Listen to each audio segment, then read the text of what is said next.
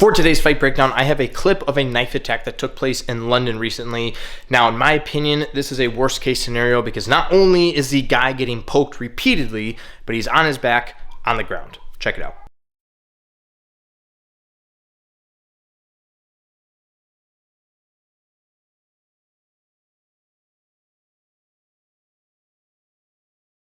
Now, funny enough, when I was at the Combative Summit back in October, Jerry from Red Zone Threat Management was teaching a segment on how to defend yourself from a knife attack from this exact position, and that was before either of us had seen the video. Now, I had sat down with Jerry to go over a portion of his segment in which he goes over a few different ways to get back to your feet safely once you get control of the attacking arm. All right, so we're here with Jerry from Red Zone Threat Management. We're at the Combative Summit. One thing I want to talk about, we do a lot of, weapon-based situation, somebody's attacking with a weapon. A scary situation is if you find yourself on the ground, somebody's standing over top of you, trying to get at you and to start poking holes. Jerry has some solutions for that. Okay, most importantly, whether you've been hit or not, is to keep him from continuing to put holes in you. So if I can keep his hips behind him, I can keep him from ripping clear.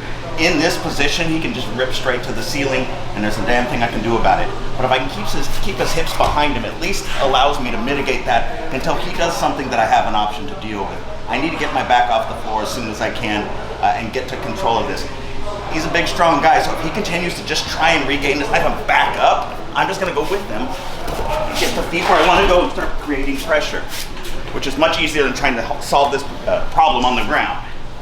If he manages to bring his hips in because he's just too big and strong, I can set my tripod sweep and dump him from here, and I need to make sure I'm coming up when he goes down. If we both end up on the ground, it's gonna be a scramble, but he's got a knife, not something I wanna be in. Finally, if he just commits to the point, because he's not able to gain purchase here, that he's just gonna put all his weight and load himself up and go airborne, I'm gonna give just enough that I can load his weight, and I'm gonna dump him back in order to get on top. My main concern is getting weight on this shoulder, not so much this, because he doesn't have a lot of mobility if I've got his shoulder pinned, and I can work to get this weapon out of play once I've got control of this. So my weight goes on him, I'm tripoded. If I'm hips on the ground, there's not a lot of weight he's gonna move. If I let him load this in, he's gonna do a push-up with me, and again, I've got a problem because now we're both on the move. So, starting from positional control, from keeping his hips behind him and keeping that arm extended as much as I can, we work to build back to our feet, or at least to a dominant position. So those are the three pieces that I like to use, and that we've had good success with at full speed geared up.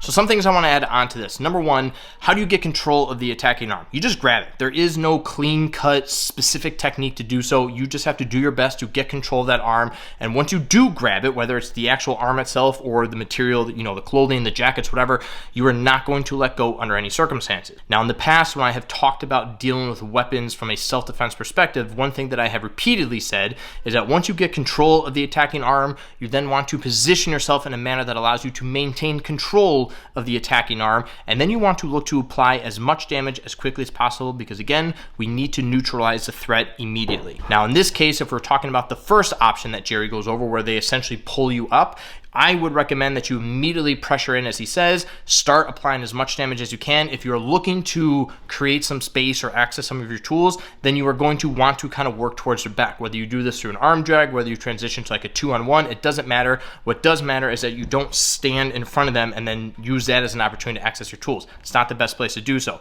So I'm gonna get in front of them, I'm gonna apply pressure, I'm gonna work off at an angle. From here, I'm gonna continue to apply as much damage as I can, or we can break free, get some distance, access our tools, and do what you need to do from there. Now, for the second option in which you sweep the person and you get back up to your feet, you could hypothetically pass their legs and hips, get to like a knee on belly position, and then start applying some damage from there. It's incredibly risky, however, because you do lose control of the attacking arm. So my recommendation for that specific scenario would be to break distance and either book it and just get as far away from that situation as you could, or use that as an opportunity to access your tools and do what you need to do to, again, neutralize the threat. As for the third option, because you now have the person already belly down, you're in a good position, you have their arm pinned, you've already knocked out 2 of the 3 goals. I've got control of the arm, I'm in a good position where I can maintain control of the arm. Now I'm going to start applying as much damage as I can. And again, you're in a great position to just rip up on that arm.